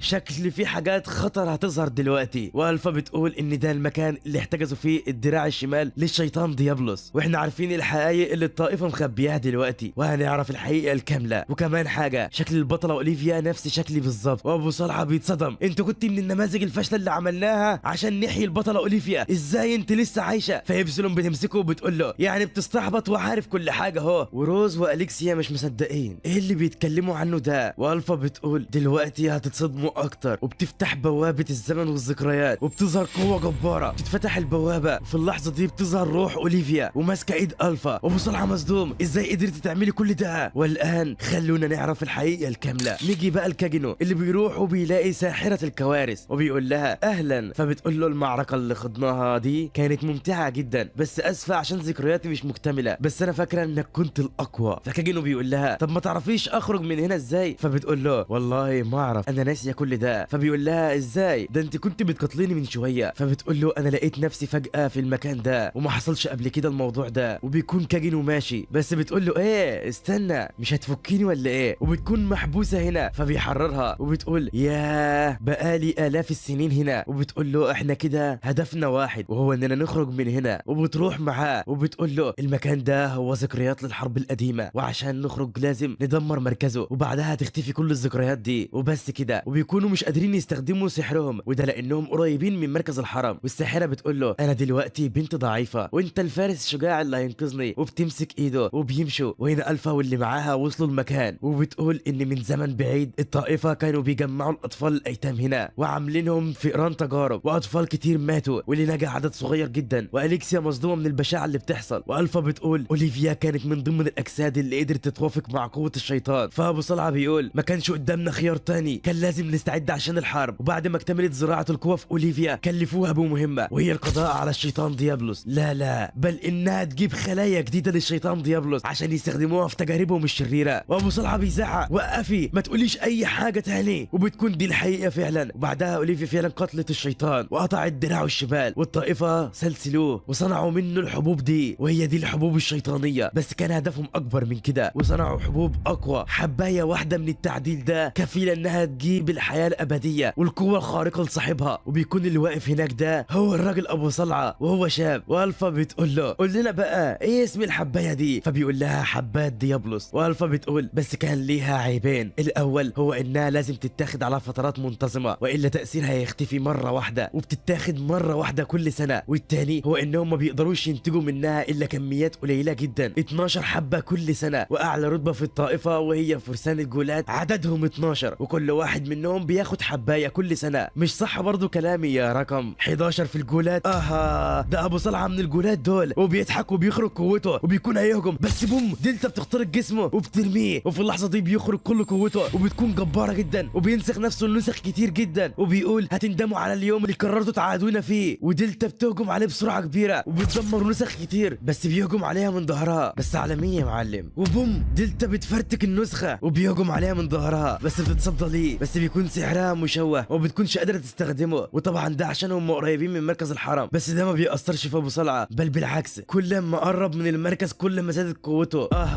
دلتا في موقف صعب جدا وبيظهر نسخ كتير تاني. نيجي هنا الكاجينو والساحره، وفجاه بتتحرك جثث وبتهجم عليها، بس كاجينو بينقذها وبيشتلها، وبيكون الحرم فكرهم فيروسات عشان كده عاوز يخلص منهم. وبعدها بيوصلوا لمركز الحرم وبيكون في سيف في الارض ووراه باب ضخم جدا ومقفول، وده الباب اللي هيخرجهم من هنا. نيجي هنا لدلتا اللي بتفشخ في ابو صلعه وبتدمر كل نسخه، وبيكون مصدوم ازاي عندك كل القوه دي وسحرك منتهي؟ وايه كمان لسه ما خلصتش، بتخرج قوه مرعبه جدا وبوم بتفرتك ابو صلعه. نرجع تاني للكاجينو اللي بيقول للساحره انا مش هقدر اكسر السلاسل دي بسيف عادي. فبتقول له السيف ده هو اللي هيقدر يكسرها. فبيبص له وبيقول لها مش هقدر اسحبه. ايه ازاي؟ وكاجينو بيسحب بكل قوه، بس بيقول لها زي ما توقعت السيف رافضني، محدش هيقدر يسحبه الا البطله واحفادها، وما بيكونوش عارفين يعملوا ايه وبيقعدوا يستريحوا في مكانهم. وفي تلك الاثناء دلتا كانت بتدغدغ في ابو صلعه، واليكسيا وروز مصدومين من قوتها، وبيقرب ابو صلعه من تمثال اوليفيا، والفا بتكون هتقضي عليه بس بيخبط على التمثال وبيقول اوليفيا تعالي عالي، وبوم بتنفجر قوة مرعبة جدا وبتظهر اوليفيا.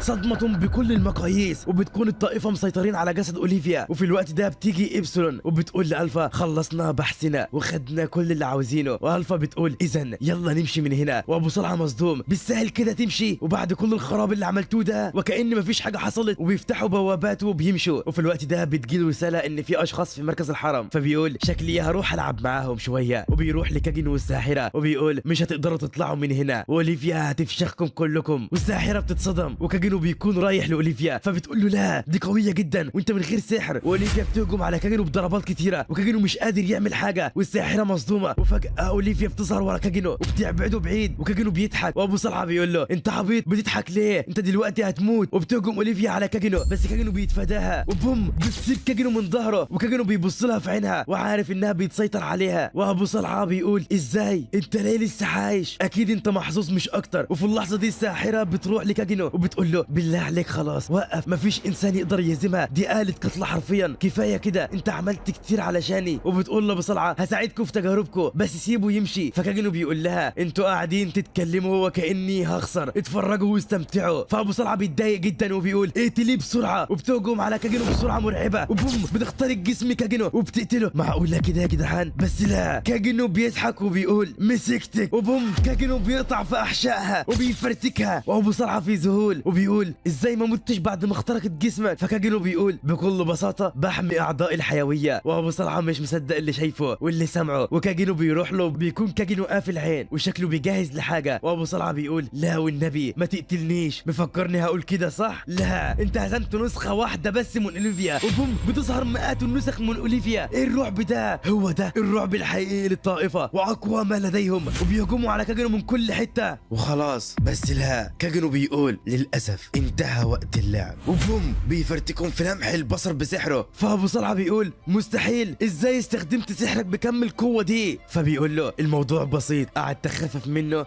ورقمه لحد ما بقى زي ما انت شايف، الموضوع مش محتاج حاجة يعني. وابو صلعة والساحرة مصدومين، انت لأي عظمة وجبروت وصل؟ مستحيل كم القوة اللي انت فيها دي. وبوم بتهجم كل نسخ اوليفيا على كاجنو، وكاجنو بيتصدى ليهم وبيقول للساحرة انت قلتي اني لازم اشتغل السيف وادمر السلاسل صح؟ فبتقول له ايوه. فبيقول لها بس ممل كل ده، كل اللي عليا اعمله ادمرهم كلهم. وفجأة بتنطلق قوة سحرية مرعبة جدا، واخيرا كاجنو بيفعل قوته والساحرة مصدومة، ازاي في شخص عنده كم القوة المرعبة دي؟ وفي اللحظة دي اوليفيا بتخترق جسم كاجنو، ولكن فات الاوان. كاجنو بيقول انا الذري، وبوم بتنفجر قوة جبارة جدا بتدمر المكان بالكامل وبتفتك بالمملكة بالكامل، القوة القادرة على تدمير العالم. والظلال السبعة واقفين بيتفرجوا، واليكسيا وروز في صدمة للمرة التانية من الرعب اللي شايفينه. هو ده جبروت شادو يا معلم. وشادو هنا قاعد مع الساحرة وبتقول له انت قوي بشكل مجنون يا شادو، وبيكون جسمها بيختفي حبة حبة، وبتقول له انا كذبت عليك، انا اللي استدعيتك، وبتسند عليه وبتحضنه وبتقول له شكرا ليك يا بطلي، وبتقول له لو لقيت روحي الحقيقية ابقى حررني، وبتبوسه وبعدها بتختفي.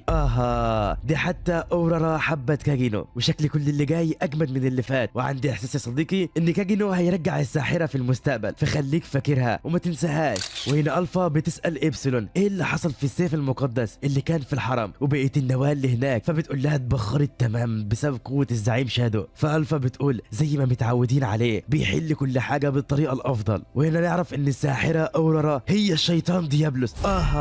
صدمة بكل المقاييس، وكاجينو عارف ده، وكانوا حابسينها هناك لآلاف السنين، وكاجينو جه حررها. وبتمر الايام وهنا الفا بتشوف الظلال السبعة مجتمعين، فبتفتكر اول مرة كاجينو يجمعهم واول مقر ليهم. وهنا بتيجي جاما وبتقول لها وصلت لنا رسائل ان ملك اوريانا ونائبه دويم كوتسوهات هيزوروا مملكة ميدوغار. فبتقول لها اذا وقت الخطوة الجاية جه. وهنا اليكسيا قاعدة مع اختها وحكت لها على كل حاجة شافتها وعرفتها. فايريس بتقول لها بس للاسف مش هنقدر نستخدم المعلومات دي في اي حاجة، لان انا قلت للملك ابونا اني اتحرك واخد اي اجراء بس رفض، وده لانه مش واثق في قوتي. ولحسن الحظ بطولة بوشين هتتعمل قريب، دي اقوى واكبر بطولة في العالم، واقوى المحاربين في الكوكب بيشاركوا فيها. بمجرد اعلان فوزي فيها هثبت لملكنا وكل القوات اني قادرة اتصرف قدام اي خطر. فاليكسيا بتقول لها بس لو حديقة الظل عملوا اي حاجة هتعملي ايه؟ احتمال برضو يشاركوا في بطولة بوشين. فبتقول بتقول لها يعملوا اللي يعملوه انا مش هخسر، ومهما يستخدموا ادوات مقدسه ههزمهم. فاليكسيا بتقول لها لا ما بيستخدموش ادوات مقدسه. فايرس بتقول لها لا انا شفت بعين القوه الجباره اللي انفجرت في المملكه، من سابع المستحيلات ان بشري يقدر يعمل كده. فبتقول لها لا دي قوه شادو فعلا، انا شفتها قدام عيني. وبتتضايق ايرس جدا وبتقول لا اكيد دي مش قوه عاديه ولازم نقضي عليهم. ايرس بتضحك على نفسها عشان مش عايزه تصدق ان القوه اللي شافتها سواء قوه الفا او شادو دي قوتهم الحقيقيه. وبعدها ايرس بتقول بسبب الطائفه وحديقه الظل المملكه كلها بتشكك في قوتي، انا لازم اظهر كل قوتي في البطوله. شكلها تولع حريقه يا جدعان. ومن الناحيه التانيه روز بتكون بتتدرب، ونعرف ان في شخص معين انقذها وهي صغيره من قطاع طرق. وفي الوقت ده بتحس بالم قوي جدا، وبتكون في علامات لعنه على جسمها. وبتمر الايام والشهور، واخيرا بيقرب الوقت جدا لبطوله بوشين، والمملكه بدا يجيها زوار من كل انحاء العالم. وفي وسط كل ده في شخص بيتحمس وهو بطلنا كاجينو، وشكل كده في تسجيل دخول رايق يسبب حرايق. وبيقول ايه اللي هعمله في الحدث ده، وهو اني اخلي كل الموجودين يقولوا مين الضعيف ده، وبوم اصدمهم كلهم بالقوه الجباره. بس هعمل ده ازاي؟ وكاجينو بيروح لجامه في مقرها وبيطلب منها انها تخفي هويته وتصنع له هويه مزيفه عشان يقدر يشارك في البطوله من غير ما حد يعرفه. دي هتولع يا جدعان. ومعلش هحرق عليك شويه يا صديقي، وبقول لك هتكون في معارك من اللي قلبك يحبها، وهتشوف عيار تقيل قوي من القوه والعظمه. وبتبدا جامه فعلا، وبيقول لها عاوز كده تنكر لشخص ضعيف على الاخر. فبتوري له صوره حد محدش يعرفه ومات من سنين، وبتقول له ده جيمينا سيني، ايه رايك نحولك ليه؟ فبيقول لها بالظبط كده هو ده. وبيبداوا واخيرا بتخلص، وبيكون وشه اتغير حرفيا وبقى شكله كحيان على الاخر. وده اللي عاوزه كاجينو. وكاجينو بيتقمص الدور وبيغير صوته ومشيته، وبصراحه بيسبق الدور على الاخر. وهنا في المدينه اتنين بيبصوا لواحده وبيقولوا مش دي البطله اني روز من اقوى المقاتلين في العالم؟ وهنا نعرف ان دي يا صديقي الوحيده بعد شادو اللي استدعت بطل في الارض المقدسه، بس للاسف خسرت بكل سهوله. بس ده ما يمنعش ان قوتها مهوله جدا. وفي اللحظه دي بتشوف بطلنا كاجينو اللي طول ما هو في التنكر ده هنقول عليه جيمينا سيني، تمام يا صديقي؟ وبتوقفه وبتقول له ما تقوليش انك هتشارك في بطوله بوشين، خد نصيحتي وما تدخلش احسن عشان في اقل الظروف هتموت نهائيا. فبيقول لها انصحك انا بقى انك ما تحكميش على الكتاب من غلافه. والبنت بتتصدم، ده انا بحاول اساعدك. وفي الوقت ده بيجي محارب عملاق وبيوقف كاجينو وبيقول له مش هي بتكلمك بتسيبها وتمشي ليه؟ وبيتريق على كاجينو وبيقول له على طول بيكون واحد ضعيف زيك بيبوظ المتعه. فكاجينو بيقول له على الاقل انا اقوى منك.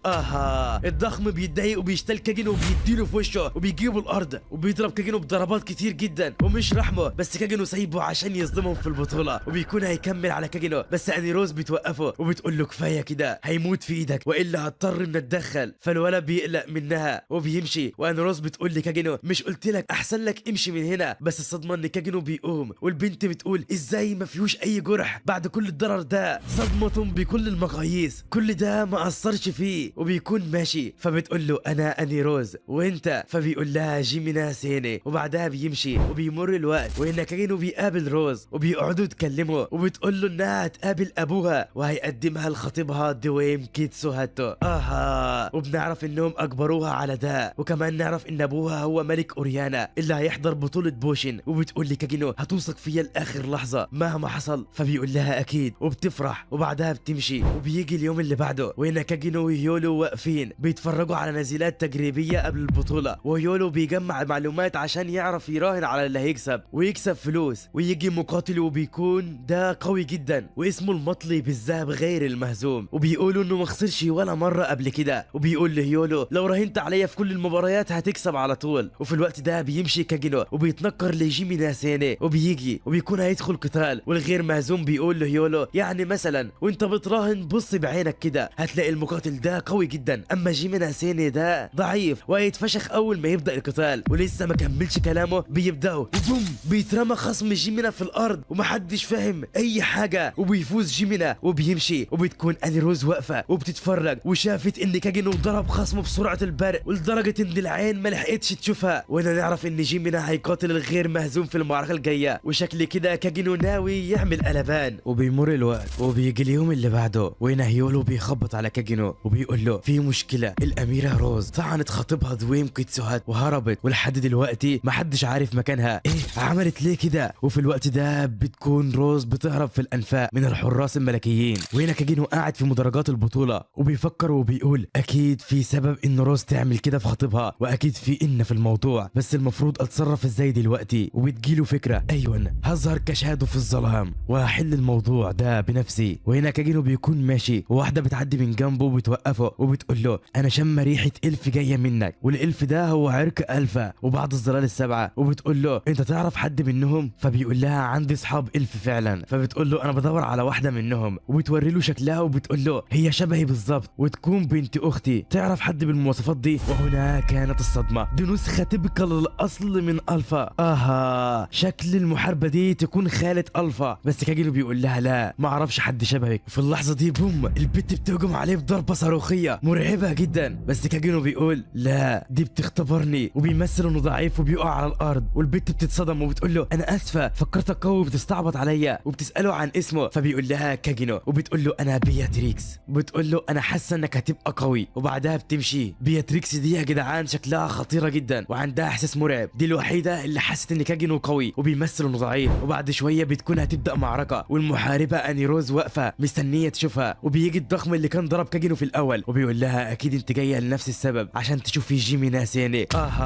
بيكونوا جايين هنا عشان يشوفوا كاجينو وهو بيقاتل. وبيقول لها المعركه التجريبيه انا شفتها وحسيت ان في حاجه غلط حصلت. فبتقول له بصراحه انا كمان مش عارفه هو عمل ايه، بس انا متاكده من حاجه واحده وهي ان ايده اليمين اتحركت. وبتقول له جيمي انا دلوقتي هيقاتل الغير مهزوم. فبيقول لها الغير مهزوم ده قوي. فبتقول له مش بطال، مع اني واجهته 3 مرات قبل كده بس كان بينسحب لانه عارف انه هيخسر، وعمل كده مع كل المباريات اللي كان هيخسرها، وكده لقب بالغير مهزوم. وفي الوقت ده بيدخل جيمي الحلبة، واني روز بتقول احسن حاجه في الغير مهزوم انه عنده القدره انه يعرف مستوى خصمه كويس، ومع ذلك انه قاتل جيمينا. فالضخم بيقول لها معنى كده انه حتى هو ما قدرش يعرف قوه جيمينا الحقيقيه، او ان جيمينا ده مجرد ضعيف وبيستخدم اداه سحريه، ولو كده هيتكشف وهيطرد من البطوله. وبيبدا النزال وبيهجم الغير مهزوم بسرعه مرعبه، وبوم كاجينو بيطرقع رقبته وبيتفادى هجومه، وبوم بيخترق جسمه في لمح البصر بس بيكون ما عملش حاجه، وكل ده وهم. وبيخرج السيف ببطء جدا، فالغير مهزوم بيترعب جدا وبيبعد بعيد وبيزعق وبيقول له انت بتهزر معايا. وهنا الضخم بيقول لاني روز انت شفت ايه اللي حصل؟ انا كنت متاكد ان الغير مهزوم كان هيطير رقبه جيمينا. فبتقول له كل اللي عمله انه طرقع رقبته. فبيقول لها ايه ازاي يعني؟ فبتقول له والله بتكلم بجد انا شفته بيعمل كده. فبيقول لها مستحيل حد يقدر يعمل كده، حتى اقوى الفرسان هيواجهوا صعوبه على ما يتفادوا هجوم بالسرعه دي، وانت تقولي لي طرقع رقبته؟ صدفه زي دي مستحيل تحصل. فبتقول له لو ما كانتش صدفه. فبيتصدم وبيقول لها لا مستحيل. وبتقول له انا حاسه انه عمل كده بالقصد، بس بيقول لها حتى لو كده سرعه السيف كانت قاتله مستحيل يعمل كده. فبتقول له ادينا هنشوف تاني. والغير مهزوم غاضب جدا وبيخرج قوته اقصى قوه، وبيظهر قوه جباره جدا وبيهجم بسرعه مرعبه على كاجينو. بس كاجينو بيعطس وبوم بيطير الغير مهزوم وبيقضي عليه، ومحدش فاهم اي حاجه وكل الناس في ذهول من اللي شايفينه. ايه اللي حصل؟ الضخم بيسال اني روز. فبتقول له انا اللي شفته انه عطس بس. فبيقول لها انت هتجننيني، مستحيل الهجوم ده كان قادر على تدمير الحلبة في لمح البصر، ازاي عطس تدمر كل ده؟ فبتقول له ده اللي انا شفته. فبيقول لها انا غلطان اني كنت بسالك وانت قاعده تقولي لي كلام عبيط. على العموم انا اللي هقتله في المعركه الجايه، هشوف الحوار ده بنفسي. وبعدها بيمشي، وان روز بتقول لنفسها هو عمل كده ازاي، وبتحاول تقلده. وبعدها بتمشي، ومن الناحيه التانيه هنا ايريس قاعده مع ملك اوريانا ابو روز، ومعاهم دويم كيتسوهات نائب الملك. وبيقول لها احنا مش محتاجين اي حرس منك يا ايريس، وكمان عاوزين نجهز لنهائي بطوله بوشين كويس، لان زي ما انت عارفه ملكنا وملككم هيبقوا حاضرين وكل الاشخاص المهمه كمان. والملك بيقول لها انا موافق على كلام دويم، وبتكون في حاجه غلط في الملك. وايريس متضايقه جدا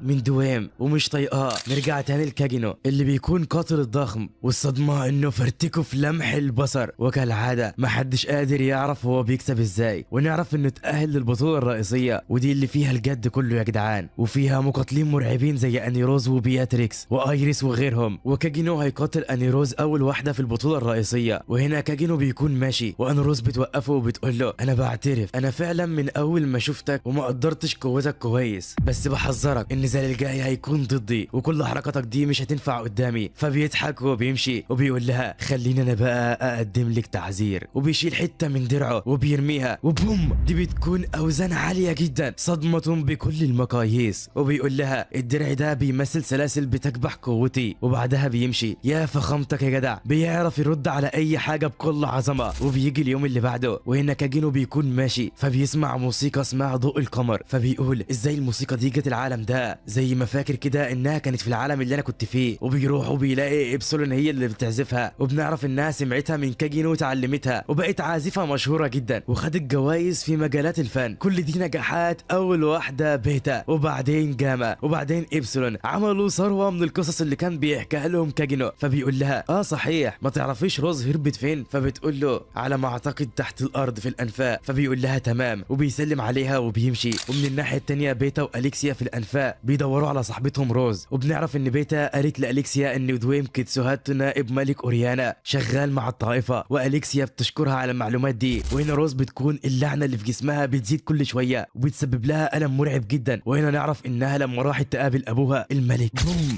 بتبص له وبتلاقيه غريب جدا وكانه منوم مغناطيسيا، وبتبص لكل الحراس وبتلاقيهم اتبدلوا. صدمة بكل المقاييس. هو دويم عمل حاجه للملك وسيطر على كل المملكه، وعشان كده بتهجم بغضب جدا وبتهجم بكل قوتها على دويم، بس الجنود بيحوطوها. وبعد كده هربت. اتحطت في موقف صعب جدا يا جدعان. وهي بتهرب بتفتكر ان دويم قال لها سلمي نفسك قبل انتهاء بطولة بوشين والا هخلي ابوكي يقتل حد من الضيوف الشرف. صدمة بكل المقاييس. دي مصيبة سودة يا جدعان، لو عمل كده اكيد هيقتلوه والبلاد هتقع في مشاكل وحروب ملهاش اخر. وروز مش عارفة تعمل ايه وفي نفس الوقت عاوزة تحمي ابوها ووطنها. بما ان دويم سيطر على المملكة معنى كده ان الطائفة سيطرت على المملكة هي كمان. وروز غارقة في اليأس ومش عارفة تعمل ايه. وفجأة بتفتكر كاجينو وهو بيقول لها انا هفضل واثق فيكي. وفي الوقت ده بوم لعنتها بتزيد جدا وخلاص البت فقدت الامل في الحياة. وفي تلك اللحظة بتسمع اصوات عزف بيانو يخترق القلوب، وبتروح ورا الصوت وبتلاقي الريش يتطير في كل مكان والضوء متسلط على شخص معين. هو انت؟ شادو بيعزف بكل فخامة والبت مبهورة من جمدانه وبيقف وبيقول لها ايه هو هدفك اللي عاوزة تحققيه؟ شغل الجد بدأ. فبتقول له عاوزة احمي كل اللي بحبهم. وبيقول لها وهتوقفي قتال؟ فبتقول له نفسي ما اوقفش بس ما فيش قدامي حاجة غير كده. فبيظهر شادو قوته وبيقول لها لو كان ناقصك القوة فانا عندي. وروز بتقول له انا روز اميرة اوريانا، لو كانت قوتك هتخليني اقدر اقاتل فانا موافقة. وبيقول لها لو على القوة محدش هيقدر يوقفك بقوتي. فبتقول له تمام مديني بقوتك. وبوم بتظهر قوة جبارة جدا وبتخفي لعنتها. وبيقول لها اثبتي لي انك قادرة تنجحي. وبيختفي وروز مصدومة ايه كل القوة المهولة دي؟ حرفيا قوة شادو خارقة لأبعد الحدود. وفي اللحظة دي بيظهر جنود من الطائفة وبيهجموا على روز بسرعة جبارة. وفي اللحظة دي روز بتخرج قوتها وبوم بتفرتكهم في لمح البصر. وبتقول شادو واحد مني مش هيخيب ظنك ابدا.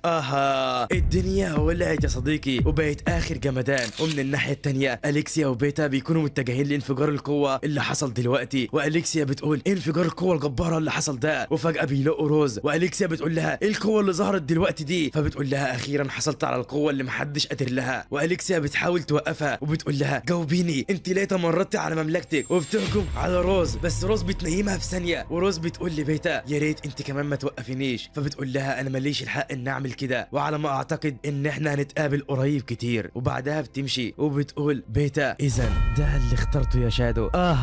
بيتا بتلمح ان روز هتنضم لحديقة الظل. الاحداث قلبت حريقة يا جدعان واللي جاي كله اجمد من اللي فات، فعاوزك تمسك نفسك عشان هتشوف عظمة ما شفناش قبل كده. نيجي هنا لكاجينو اللي اخته كلير بتروح له وبتديله تذكرة مشاهدة بطولة بوشن من الدرجة الخاصة، ودي اللي بيكون موجود فيها الشخصيات المهمة وبتكون جايبها له عشان يتفرج عليها في البطولة. وفي تلك الاثناء تبدأ الاحتفالات ببدء اخيرا البطولة الاقوى في العالم. وكاجينو بيروح لمقاعد الدرجة الخاصة وبيكون هيقعد بس بيلاقي ايريس قاعدة وبيكون مش عاوز يقعد جنبها عشان ما يجذبش الانتباه، بس لها كونه في المكان ده اصلا هيجذب الانتباه. وبتكون ايريس عارفاه وبتخليه يقعد جنبها. واتنين بيسألوا ايريس مين اللي لفت انتباهك في المشاركين؟ فبتقول لهم بصراحة اني روز قوية جدا بس مهما ظهر مقاتلين قويين انا كده كده هفوز. فكاجينو بيقول لها يعني مفيش حد تاني لفت انتباهك مثلا زي جيمينا سيني؟ اول مره يشترك في البطوله، فبتقول له ما شفتلوش اي مباراه. فواحد بيتكلم وبيقول انا عارف بيكسب بمجرد الحظ مش اكتر، هيخسر اكيد قدام انيروز. لو تعرفوا اللي هيعملوا جيمينا او كاجينو فيكو. وايريس بتقول في مقاتله برضه لازم تكونوا واخدين بالكم منها، بس للاسف هي مش هتشارك في البطوله، وهي بطله الالف واول بطله لبطوله بوشين بياتريكس، واكيد هي دلوقتي هتيجي لانها مدعوه كضيف شرف. فكاجينو بيقول كنت عارف انها قويه بس ما كنتش اعرف انها مشهوره قوي كده. وبعدها كاجينو بيمشي، وفجاه كاجينو بيقول في حد قوي قريب من مكاني. وفجاه بتظهر بياتريكس وبتوقف كاجينو وبتقول له ليه كنت بتتجاهل حضوري مع انك حسيت بيه؟ فبيقول لها لا ما حسيتش باي حاجه.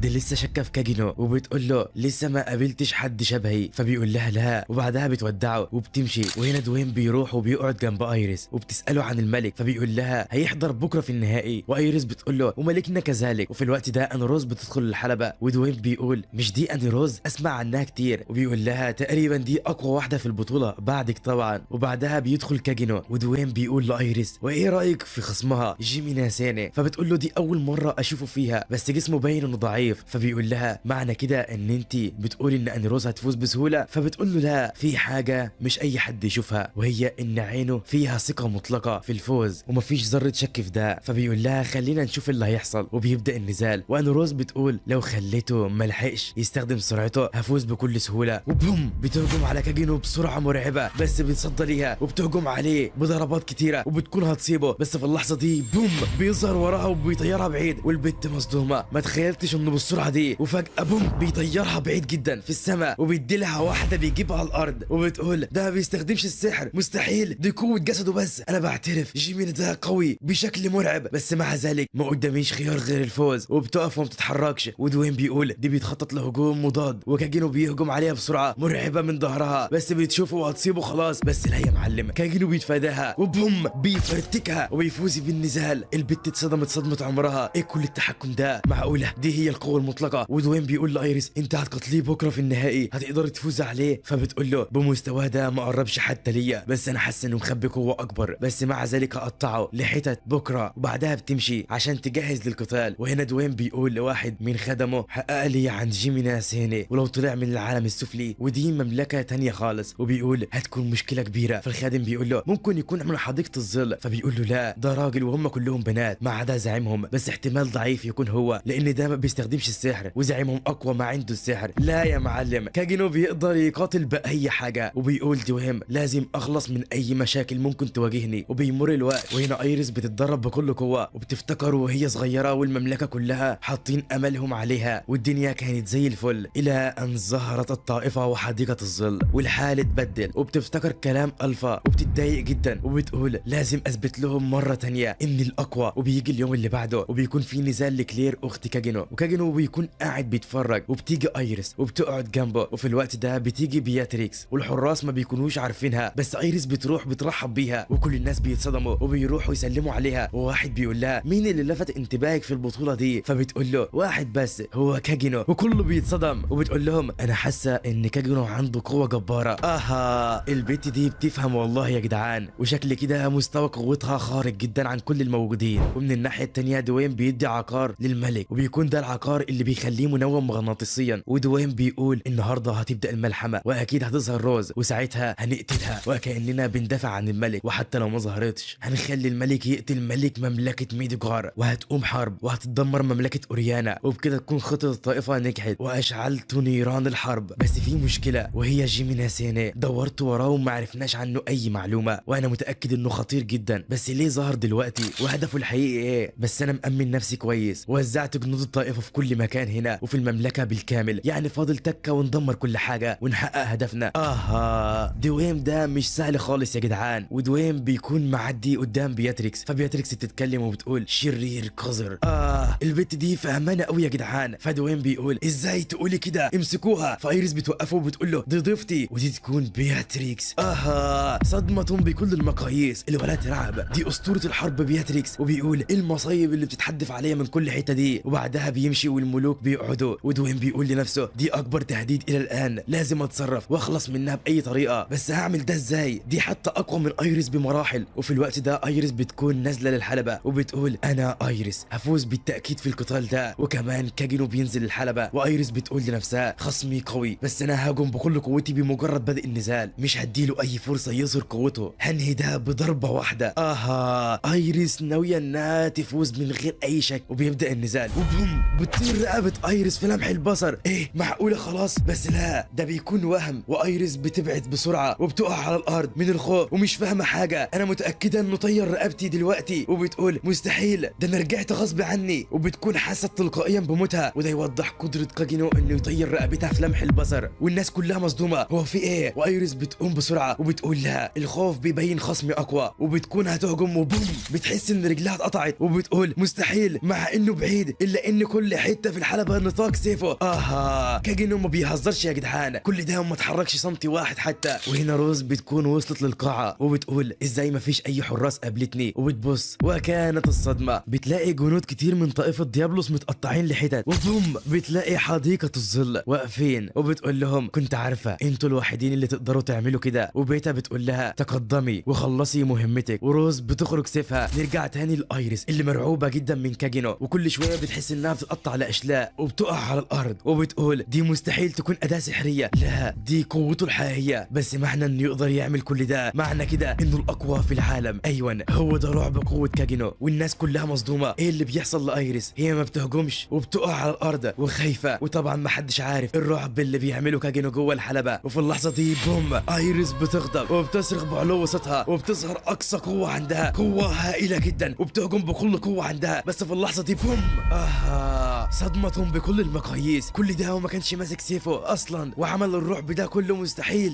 وكاجينو بيمسك سيفها وبوم بيجيبها الارض بكل سهوله. كاجينو بيكسب، والصمت يعم المكان كله، وتنزل السماء بمطرها. المشهد الاكثر رعبا على كل مملكه ميدوغار والعالم كامل. ودويم اترعب جدا وبيقول مستحيل، ايريس بنفسها خسرت قبل ما تعمل هجوم واحد، حتى اقوى مقاتل اعرف ما يقدرش يعمل كده، دي قوه مجنونه. وملك ميدوغار بيمشي هو وجنوده، وفي اللحظه دي بياتريكس بتتفرج وفرحانه وبتقول عاوزه اقتله. ودوين بيشوفها وبيقول دول مجانين، قوتهم مجنونه. وفي اللحظه دي جاءت روز اخيرا، وبتقف قدام الملك ابوها ودويم، وبتركع روز وبتقول لابوها انا بعتذر لو غلطت في اي حاجه، بس انا اخترت الحل الصح وهمشي في الطريق اللي اخترته. وفي اللحظه دي بيتكلم الملك وبيبتسم وبيقول لها انا مسامحك يا بنتي، اعملي اللي انت شايفاه صح.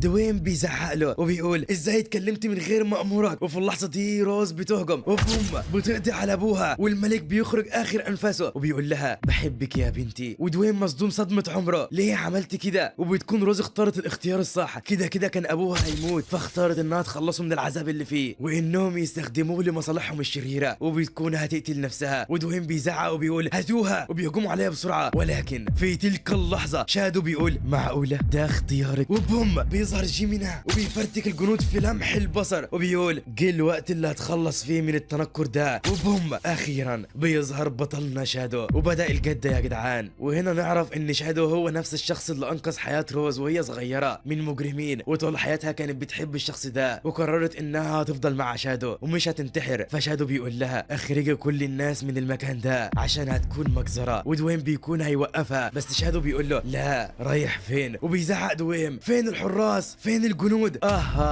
صدمة بكل المقاييس. حديقة الظل خلصوا على كل جنود الطائفة. وفي اللحظة دي بياتريكس بتقول أخيرا جه ظهري. وشادو بيضحك وبوم بياتريكس بتهجم على شادو، وشادو بيتصدى ليها والمكان بيتدمر من قوتهم. ودوين بيهرب. ومن هنا ستبدأ الملحمة، والناس كلها بتهرب من الخوف. وفي اللحظه دي ايريس بتقول جيمينا زينه طلعت انت شادو، وبتفتكر كل اللي عملوه، وبتحتاج ايريس غضبا شادو هقتلك. والفوضى بتنتشر في المملكه كلها، ودوين مرعوب وبيكون راجع لمملكه اوريانا. وهنا شادو بيقاتل بياتريكس، وبوم بيظهر وراه في لمح البصر، بس بتتصدى ليه وبتهجم بس من غير فايده. وشادو ماشي وكأن حاجه حصلت، وبياتريكس في حاله ذهول وبتبص له، وبوم بيظهر وراها تاني بس بتتصدى ليه بصعوبه جدا، وبيظهر وراها مره كمان وبيجيبها الارض. الارض وبتقول له مع انك واقف قدامي الا اني مش عارفه هتهجم امتى ولا منين. وفي اللحظه دي بتيجي ايريس وبتقول نسيتوني ولا ايه، وبيكون معاها اقوى اداه سحريه والسيف ده بيضاعف قوه صاحبه مئات الاضعاف. وبتقول له ايه خايف؟ فبيضحك وبيقول لها مستحيل، خيبت ظني مش اكتر. وبتغضب وبوم بتخرج قوه مرعبه جدا وبتهجم على شادو بكل قوه، ولا يفرق مع شادو يا معلم. وبيظهر وراها وبتهجم عليه مره ثانيه وبيتفاداها وبيقول لها قوته مش بطاله برضه. وبياتريكس بتهجم عليه من ظهره بس بيتصدى ليها.